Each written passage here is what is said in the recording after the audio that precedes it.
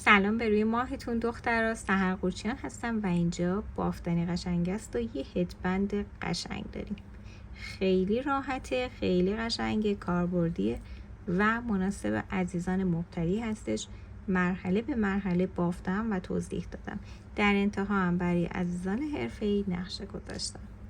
بزن بریم ببافیم. شما چه رنگی میبافی؟ یه نکته رو در انتها گفتم، حالا الان هم بهتون میگم. دوست داشتم این بار با این کشا بهتون یاد بدم، اما خب بند تنظیم سایزش راحت تر. حالا اگه دوست داشتید حتما بگید یه نمونه دیگه با کش بهتون یاد میدم. بزن بریم ببافیم. با این نخ میبافم آلیز دیوا. نخهای مشابه هم میتونید داشته باشید، تونچ آریا، مرسلیزه، نخهای نازک اوکی. قلابم شماره 2. قلاب باید متناسب با دستتون باشه. اگه دستتون شله قلاب کمتر، اگه دستتون سفته قلاب بیشتر بردارید. من آلیز دیوار رو با 2.5 من میبافم، اما چون این هدبنده خواستم که شیک تر باشه. ببینید این بافت ما رج اول ما که تکراری هستش برای تمام سایزها یکیه. مهم اینه که ما چند رج میبافیمش. یک گره اولیه روی نخمون میزنیم و بعد 12 تا زنجیره میزنیم. 2 3 4 5 6 7 8 9 10 11 12 تا زنجیره. از این سمتی که قلاب هست 8 تا رد میشیم. اگه از این طرف بخوایم حساب کنیم، از زنجیره اول روی 4 باید شروع کنیم به باف. نخ روی قلاب میگیریم، وارد زنجیره مورد نظرمون میشیم، نخ رو بیرون میکشیم. 2 تا یکی، 2 تا یکی، پایه بلند، نخ روی قلاب، وارد زنجیره میشیم، نخ رو بیرون میکشیم، طی 2 مرحله میبافیمش. 3 تا پایه بلند میبافیم، 1 زنجیره میزنیم و دوباره روی همون زنجیره 3 تا پایه بلند دیگه میبافیم. 1 2 3.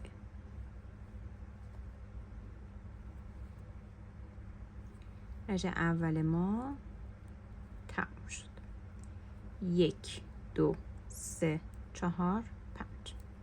برمیگردیم داخل فضای تک زنجیره، همون بافت تکرار میشه.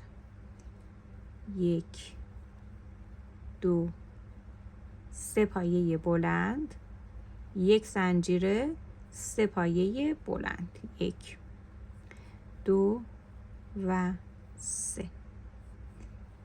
رج دوم که بافته شد، همین رج باید تکرار بشه، یعنی 1 2 3 4 5. برمیگردیم داخل فضای زنجیره‌ای، همون بافت تکرار میشه. 2 3 زنجیره، 3 پایه بلند. میبافیم تا به اندازه مورد نظر برسیم. این اندازه چقدره؟ با توجه به اینکه ما باید چند رج دیگه دورش رو ببافیم، بین 35 تا 40 سانت اوکی. پس باید ببافیم تا برسیم. نکته مهم اینجاست که تعداد رج‌های ما باید فرد باشه. ببینید الان 3 تاست. 3. حالا ادامه بدیم، مثلا 31 33 35 24 نمیتونه باشه، 28 نمیتونه باشه. رج فرد باشه، تعدادش فرد باشه. همونطور که میبینید من بافتم. من 29 رج بافتم. ببینیم که چند سانت میشه. 35 سانت. خب پس 35 الی 40 سانت اوکی. بریم برای رج دوم.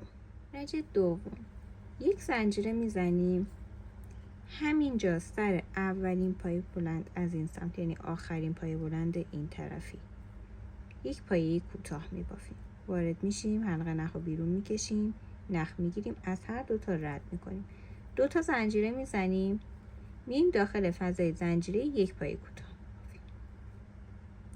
2 تا زنجیره میزنیم داخل فضای زنجیره بعدی، 8 مرتبه پایه بلند میبافیم، نخ روی قلاب، وارد فضای زنجیره‌ای میشیم، طی 2 مرحله یکی میشه. نخ روی قلاب، نخ رو بیرون میکشیم، طی 2 مرحله یکی میشه. 2 3 4 5 6 7 8. 2 تا زنجیره میزنیم، فضای بعدی پای کوتاه میبافیم، نخ رو بیرون میکشیم، نخ میگیریم، رد میکنیم. همین بافت باید تا آخر تکرار بشه. اگه حرفه‌ای هستید پیش برید، اگه مبتدی هستید با من برید. 2 تا زنجیره 8 مرتبه پایه بلند میبافیم. 1 2 4 5 6 و 7 و 8. 2 تا زنجیره میزنیم، فضای بعدی پایه کوتاه بافته میشه. خب 2 مرتبه بافتم، به همین صورت باید بافت رو تکرار کنیم. اگه نیاز هست فیلم رو بزنید عقب، ببینید و ببافید. همینطوری پیش میریم تا فضای آخر، تا انتها بافتم. خب حالا 2 زنجیره آخر رو که بزنیم میرسیم به شروع رجمون، شروع زنجیره ها. روی اولین زنجیره از اون 3 تایی که باقی مونده یک پایه کوتاه میبافیم، نخ رو بیرون میکشیم، 2 تا 1. 2 تا زنجیره میزنیم، اینجا رج اولمون هست، دقیقا داخل همین فضای زنجیره‌ای همون بافت رو تکرار کنیم. 3 پایه بلند، همین بافت رج اول، 3 پایه بلند، 1 زنجیره و بعد داخل همین فضا 3 پایه بلند و دوباره بافت اون سمت تکرار میشه. 2 تا زنجیره میزنیم، داخل فضای زنجیره بعدی پای کوتاه میبافیم. 2 تا زنجیره میزنیم، داخل فضای بعدی 8 مرتبه پایه بلند میبافیم. 2 3 4 5 6 7 8. 2 زنجیره، فضای بعدی پایه کوتاه، دوباره همین بافت تکرار میشه تا اینجا. میبافیم تا برسیم به این قسمت. بافتم کامل شده الان بافتمون. خب حالا آخرین فضا میشه پای کوتاه. اون طرف آخرین فضا 8 پایه بلند بود، این طرف آخرین فضا میشه پایه کوتاه. 2 تا زنجیره میزنیم، میایم این قسمت داخل فضای زنجیره‌ای همون بافت پایینش تکرار میشه، یعنی 3 تا پایه بلند، 1 زنجیره، 3 پایه بلند.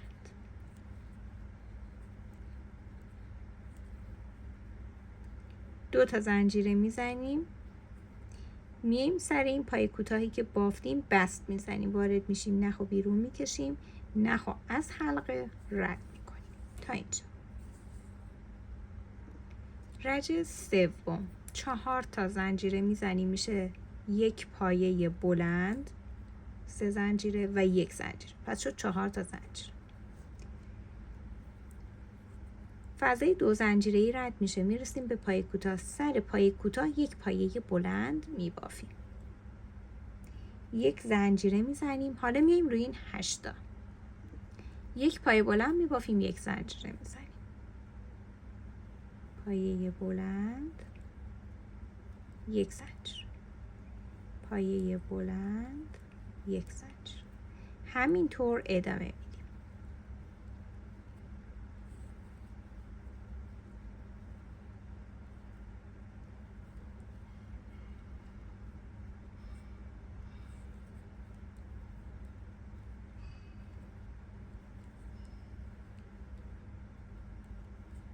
آخری دوباره یک زنجیره میزنیم. دقیقا ببینید همین بافت تکرار میشه. سر پای کوتاه پای بلند میبافیم، دوباره زنجیره میزنیم روی پای بلند و پایه بلند، ما بینشون یک زنجیره.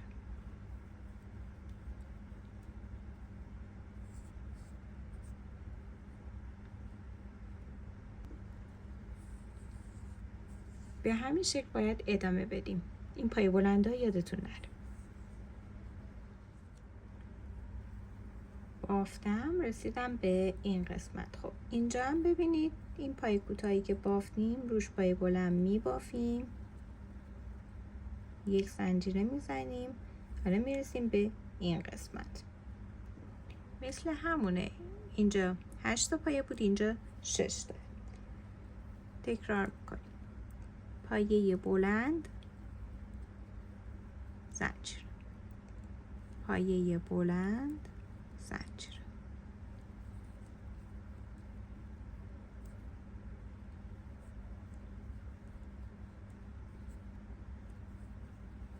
شش مرتبه بافته میشه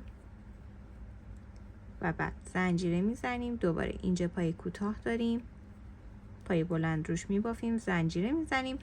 همین تکرار این سمت روی 8 تا پای بلند زنجیره، پای بلند روی پای کوتاه. یادتون نره میبافم تا برسم به انتها. بافتم. خب رسیدم به این مرحله. آخرین پای کوتاه هستش. پایه بلند سرش میبافیم، زنجیره میزنیم. اینجا 6 تا پای بلند داریم. دوباره دقیقا مثل اون قسمت پایه بلند، زنجیره. تکرار میشه. پایه بلند، زنجیره، پایه بلند، زنجیره.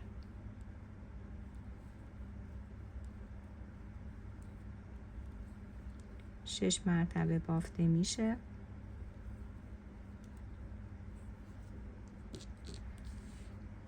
من این کش رو آورده بودم، دوست داشتم بهتون بگم که چطور کش بذاریم ما بینش. اما نکته ای که هستش این الان با بند قابل تنظیمه.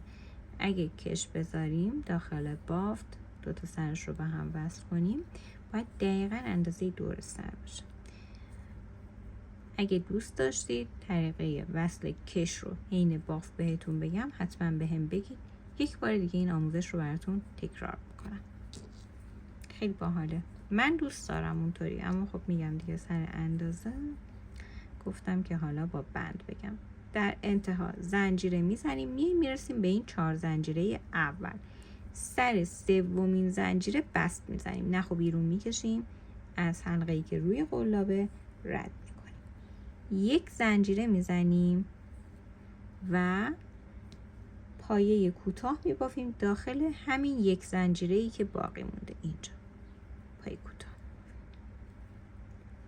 2 تا زنجیره میزنیم، فضای بعدی پایه کوتاه و همین بافت تکرار میشه. 2 زنجیره، پایه کوتاه.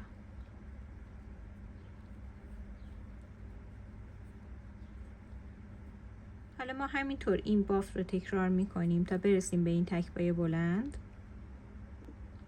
ببینید الان بافتم، رسیدم به این تک پایه بلند. آخرین پایه بلند، زنجیره، پایه بلند، زنجیره، پایه بعدی رد میشه، میایم فضای زنجیره اول از این 7 تایی که ما بین 8 تا بود پایه کوتاه میبافیم. دیدید؟ این قسمت تمام پایه ها رد میشه. پس 3 پایه بلند و 2 زنجیره رد شد. 2 تا فضای زنجیره. دوباره همون بافت تکرار میشه. 2 زنجیره، پایه کوتاه، 2 زنجیره، پایه کوتاه.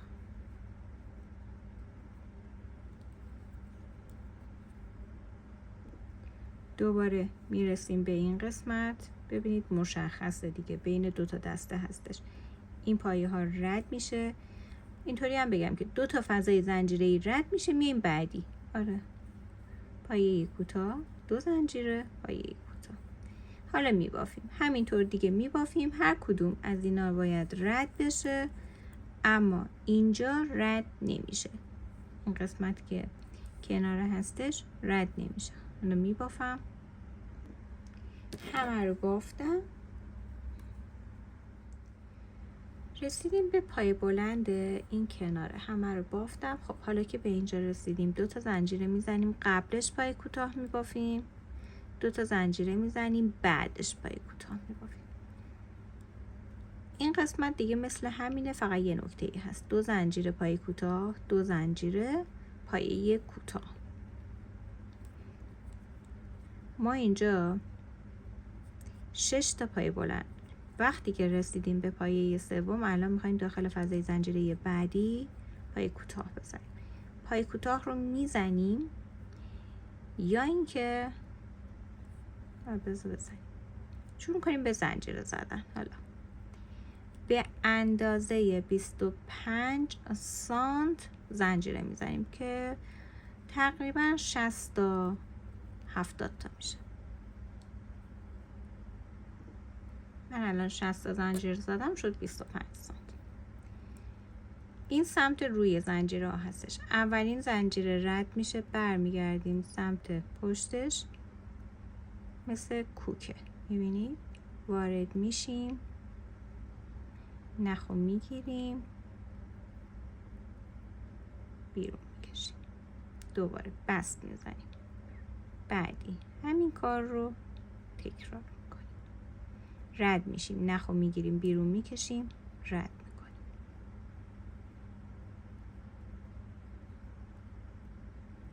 همینطور میبافیم تا برگردیم روی بافت.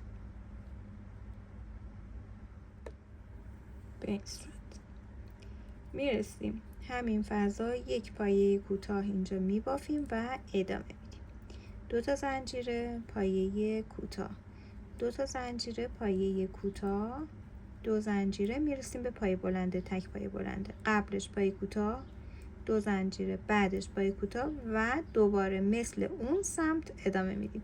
یعنی از اینجا به بعد به پای بلنده که رسیدیم 2 تا پای کوتاه کنار هم میفته، فضای زنجیره‌ای نداره. 2 تا زنجیره پایه کوتاه. الان میرسم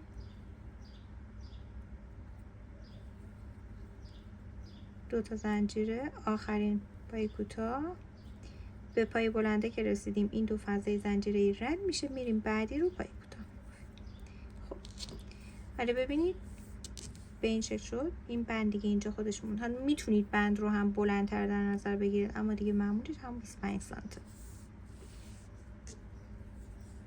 باید ببافیم تا برسیم به این پای بلنده. دقیقا دوباره اینجا عین همون بافت تکرار میشه و این قسمت که رسیدیم به فضای سوم که رسیدیم باید دوباره همون زنجیر و بست رو بزنیم.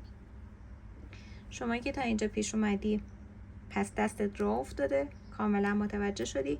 اگر هم برات سوالی هست لطفاً برگرد از این قسمت فیلم رو دوباره ببین. از اینجا که بافتیم رسیدیم به آخرین پای بلند، الان میشه تکرار. این تکر رو میبافیم، کلا که این مسیر رو میبافیم، این تکر رو میبافیم تا انتها. بافتم همه رو و این سمت بندش 2 زنجیره پای کوتاه ها رو بافتم، رسیدم به آخری. 2 تا زنجیره میزنیم، آخرین پای کوتاه میفته قبل از 4 زنجیره که سر سومیش بست زدیم. یک بست میزنیم سر اولین پای کوتاه، زنجیره میزنیم، نخ رو قطع میکنیم، سر و ته نخ رو میگیریم روی سوزن و میبریم داخل بافت. گرفتم روی سوزن، اول یه بست میزنیم محکم بشه، بعد میریم داخل بافت. از اونجایی که هدبند کاربردی هستش و توی سر کش میاد، بهتره انتهاش رو با چسب محکم کنیم. حالا یا چسب حرارتی یا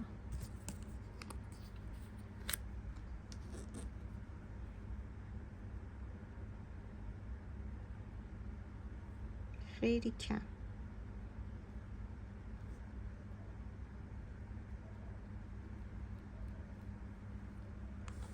اون سرش هم همینطور. تمام.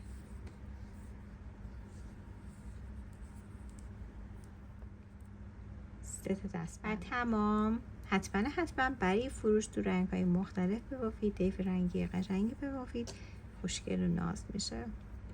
تا آموزش بعدی به خدا میسپارمتون.